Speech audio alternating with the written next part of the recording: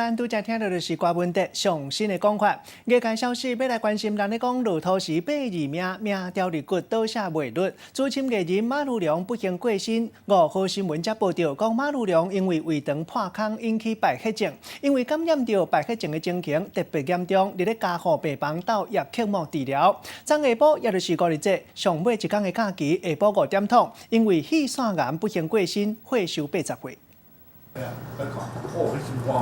资深的艺人马如良去年参加记者会活动，看起来身体真勇健，想袂到9号却传讲伊过身的消息。马如良的家属赶去病院，因某派小兰挂乌林目镜，甲亲人做伙行入去病房。演艺界好朋友资深的艺人康凯嘛来到现场，对好朋友过身感觉真歹接受。说到底现在怎么样？我们那时候打几通电话，因为忙着打电话给他，电话一直没有人接，反正有人就今天5点钟打电话跟我说。他走了。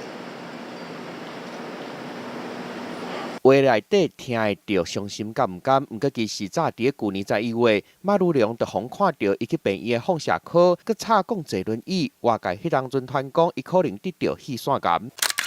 唔过今年4月，马如良甲亲人做伙庆祝伊80岁生日，面虽网有小可喊噗喊噗，唔过气势袂歹，想袂到过超2个月。病院就证实1个月1号，马如良当啊破角腔大院，引起腹膜炎甲败血症。开刀了后，6月3号因为歹喘气的问题，替伊到叶克膜维持心肺的功能。病院嘛发病危通知出来，7天了后，马如良伫9号下晡5点外，因为几6项器官歹去，伫病院过身，岁寿80岁。我可能会带保如啦一些人过去一起去看他。我在祈求他，就是上天保佑他，让他平安度过。